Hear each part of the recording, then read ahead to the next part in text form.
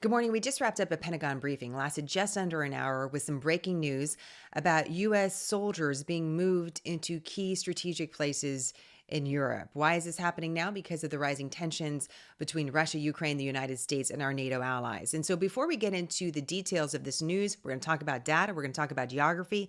Let's just talk about one really important thing. When we're talking about a couple thousand U.S. soldiers being deployed overseas, we're talking about real people with real families that are being moved. And moving any small number of troops anywhere in the world takes effort, takes resources. It's not something you snap your fingers and just readily do. Also, the U.S. government knows when we're moving people, deploying them overseas to key areas, there is a chance that their lives will be at risk. This is a serious decision with potentially serious consequences. And so we don't want to get distracted by the numbers or the geography or the foreign policy conversations that we forget that we're talking about real people that are fighting to defend America and our allies being moved into these key strategic positions. So what is the announcement today? The announcement today is the Pentagon says several thousand troops are going to be moving to key allies, key NATO allies in Europe. They include Poland, Germany, and Romania. Romania, we don't talk a lot about, so just a reminder, it's on the border of Ukraine. And that's key to this. The Pentagon announced that these troops are not being permanently put into these positions, but they're being put there because of the changing security situation in the region to support our allies, our specific NATO allies. We are not moving troops into Ukraine to defend Ukraine. Ukraine is not a part of NATO. This is part of the conversation.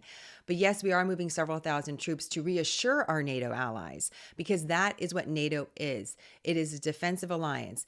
If any of our allies are threatened, we have their back. Just like if we're threatened, they have our back. And so this is holding true to the alliance, according to the Pentagon. Now, why now? Why now? Why are we doing this now? Just last week, the Pentagon said 8,500 troops, more or less, are being in a heightened stance of preparedness to deploy. This is in addition to those 8,500 troops. So we're talking about 2,000 U.S. troops being moved to Poland and Germany, about 1,000 troops that are already in Germany being moved to Romania.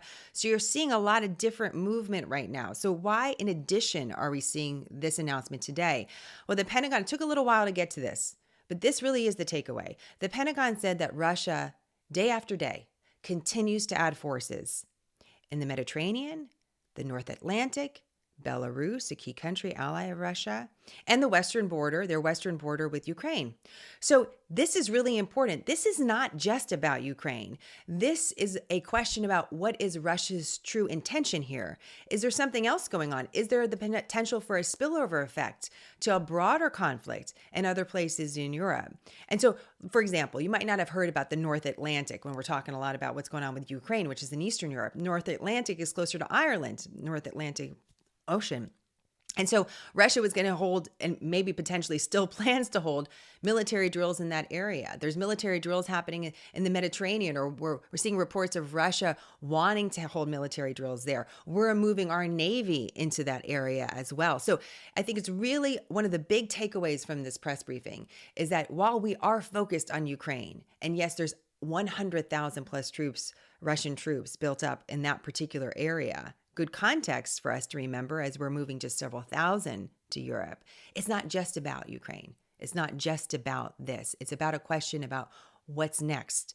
What else could be going on? Now, what the Pentagon said, and I think this is a very key quote from the Pentagon press secretary, that the Pentagon, the United States, can't be perfectly predictive, but we want to be prepared. We want to be ready. That's important to pay attention to.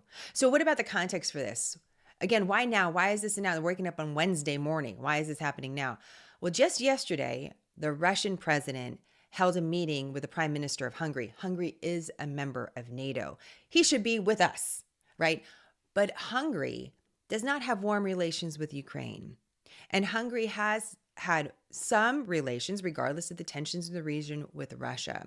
So this was a long meeting, and then there was a news conference afterwards where President Putin basically said, hey, the United States is fomenting these tensions. They're trying to get us to go into some sort of armed conflict. We're not even seeing any of our demands being met. And sure, I'm open to continue talking. I'm paraphrasing here. So this is what President Putin just said a couple hours ago. And then you get the announcement from the United States, hey, we're moving forces. we're actually continuing to move forces regardless of that. And by the way, Russia, you're continuing the buildup of forces all the time. And this is why we're doing that. Now, that's just happened. This is in the same 24-hour news cycle. Let's look ahead. What's happening on Friday? It's the start of the Winter Olympics. But what else is happening? Russia is holding its first face-to-face meeting with China's president. Excuse me. So the Russian president and the Chinese president, they're holding their first face-to-face meeting in 2 years as the Winter Olympics start in China. And there's been a lot of questions about what that relationship looks like and how China will aim to support Russia as tensions rise and the US moves to support our NATO allies. So you got a lot of pieces of the puzzle being moved around, but this is a really important announcement from the Pentagon. We do not get this every day about US troops being moved into different locations, and we don't get this sort of announcement with this prolonged press briefing still talking about the US posture and how we're looking to really defend our NATO allies at this key time. So a lot to chew over here. I'll continue to watch for any potential headlines coming from the region as well as from our leaders in Washington, D.C.